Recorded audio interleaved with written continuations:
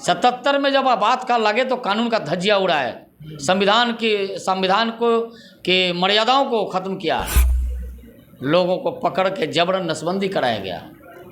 जितने राजनीतिक कार्यकर्ता थे जो कांग्रेस के खिलाफ रोड सड़कों पर आए थे, सबको जेल के अंदर बंद किया गया, यातनाएं दी गई। तो कानून का, संविधान का जो ये दुहाई देने वाले लोग हैं, ये सब कानून और संविधान का मजाक उड़ाया। हमारी सरकार जब 10 वर्षों से है, एनडीए की सरकार है, कभी भी हम कानून के खिलाफ नहीं गए।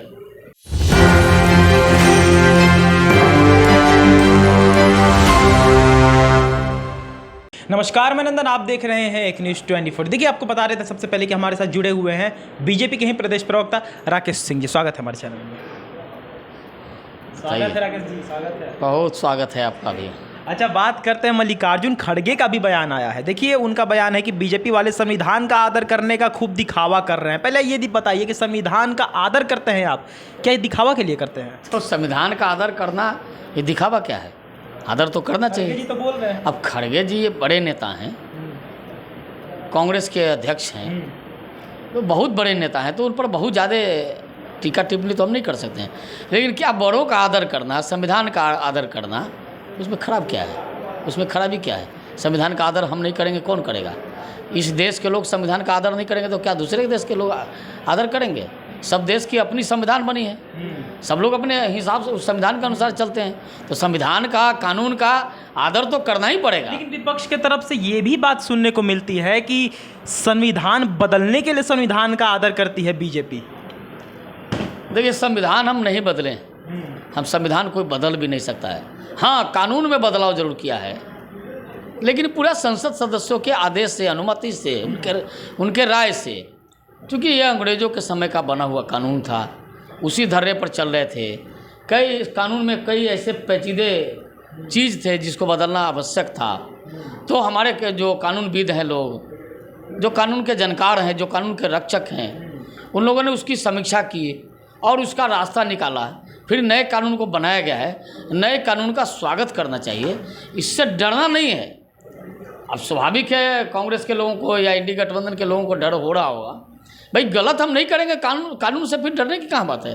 कानून से डरना है, लेकिन जब हम गलत करेंगे ही नहीं तो फिर डर की बात कहाँ है?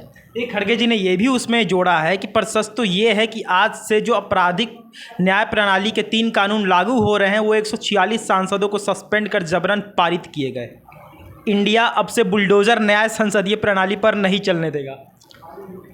देखिए, खड़गे जी को इतनी बात तो समझनी होगी, हमारी सरकार जो देश में कानून बने थे उसका कभी दुरुपयोग नहीं किया,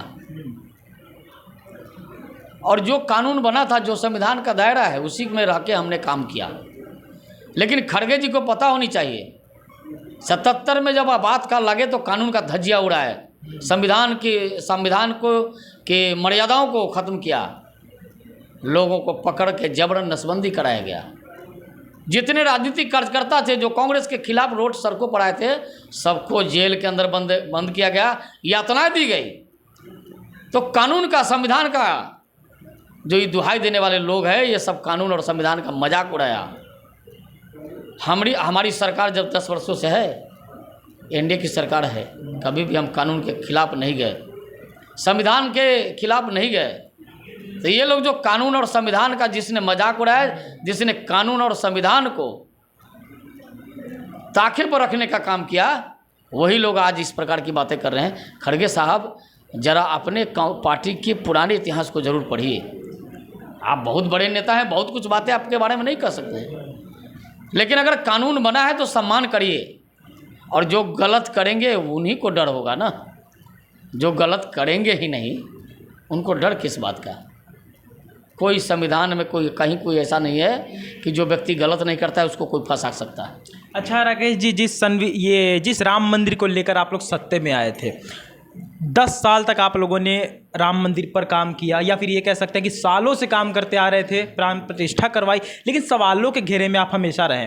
बहुत सही जा रहा था, लेकिन जैसे ही पानी टपकना शुरू हुआ छत से, विपक्ष लग रहा है कि आंख गड़ाए बैठी हुई थी, पानी टपका, सवाल उठने शुरू हो गए।